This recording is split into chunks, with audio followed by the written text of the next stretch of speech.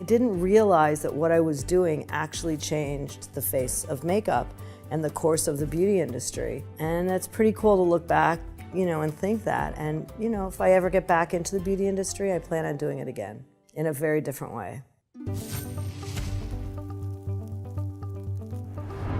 I've been in love with makeup since I was a little kid. I used to watch my mom do her makeup, and I used to actually do makeup on myself when I was in high school, and I never wanted anyone to know I was wearing makeup. I just wanted to look prettier, so that's how I started. And after 2 different colleges and telling my mom I wanted to drop out, she basically said to me, what would I want to do? If it was my birthday, I could do anything I wanted. And all I could think of was go to Marshall Fields and play with makeup. She said, why don't you go to college and study makeup? There was not a program, but I found Emerson College and I studied theatrical makeup. I created my own degree, which now they're calling entrepreneurial. The secret sauce is just knowing what you love, taking chances. And I love doing things that I don't know anything about, but just doing something different. I moved to New York and I opened up the Yellow Pages and started calling modeling agencies and photographers and just showed my book, and eventually someone took a chance and hired me, and I fell in love with fashion. So I started working as a makeup artist for photographers and models on fashion shows, magazines. It was the 80s and the makeup was white skin, red lips, contoured cheeks, and I just didn't think it was pretty. I'd always have to mix all my makeup in my kit when I would be on shoots because you couldn't buy makeup that looked natural. And one day I met a chemist and I told him about this idea I had to make a lipstick that was the color of my lips. And that was the start of it. It was really radical. And a very famous makeup artist said to me, this makeup isn't gonna work. If you really wanna stay in the industry, you better stop doing the natural, healthy makeup. But he was wrong. So from that first lipstick, I decided that I really needed 10.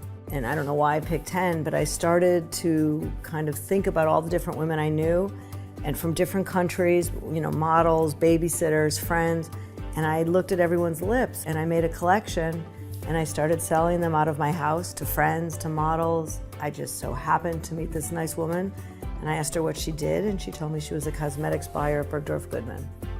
I told her about my new idea for a line, and she said, all right, let's take it.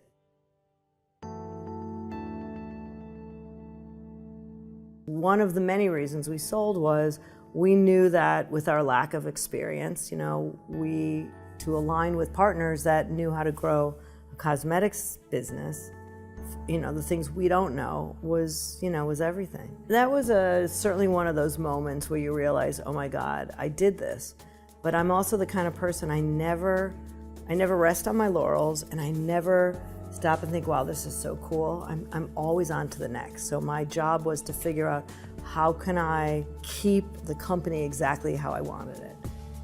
Even after someone else bought it, I'd go to work thinking it's mine. So that's why I stayed so long. That's why I was probably difficult, because I cared about every little detail, things that probably big corporations don't care about. I cared about the people, I cared about, every little detail. I do what I'm really good at. And one of the things for me as a businesswoman, I know what I'm not good at, but I'd like to have people around me that are.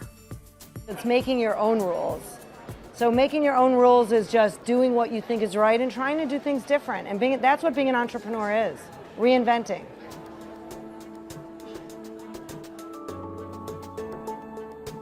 Mickey Drexler is probably the guy that taught me the most, because I think I struggled a little bit when I was, part of a corporation. If I should act a certain way, do I act this way or do I act myself? And Mickey kind of gave me permission to be myself. I always really believe that it's about being who you are, but making yourself not even better, but just being your best self. Now I look back and I call them the magic years, and the people that worked with me, we were a family. It was like nothing you've ever seen. But towards the end, I would say the last, 2 to 4 years were pretty rough. But I think the last year was really tough, and that's when, I had an idea of what I thought the direction it should go in, and some other people had other thoughts. And it was time for me to leave because I just didn't want to fight anymore. And you know what? I knew that I wanted to be the boss again. And I wanted to do something completely different and be in the new world, because there's a whole new world happening in retail. Let me just say I'm very happy that we sold the company, and I'm happy that we sold the name. You know, is it weird that I walk around and people still stop me and tell me, you know, different things, and I always have to say I'm no longer with the company? It's a little weird, but many founders have left companies with their names, and you know, it's just the way it is. I'm still Bobbi Brown, it's my name, I can't help it. Most of the time when I think something's gonna work, it does. If I don't know it's not gonna work, I might change direction. So whatever I'm doing at the time, I feel confident that what I'm doing is right, but if it's not working, I might be shifting a little bit to do something different. You know, it's easy to say I probably should have left a couple years before I did, but you know, then I think about all the great things that I did the last year or two that were, you know, that were worth it. So no, I have no regrets, and all the tough times, now I could look back and say, if I didn't go through that, I wouldn't be who I am today. Which is exciting about starting a new company, knowing everything I know from before.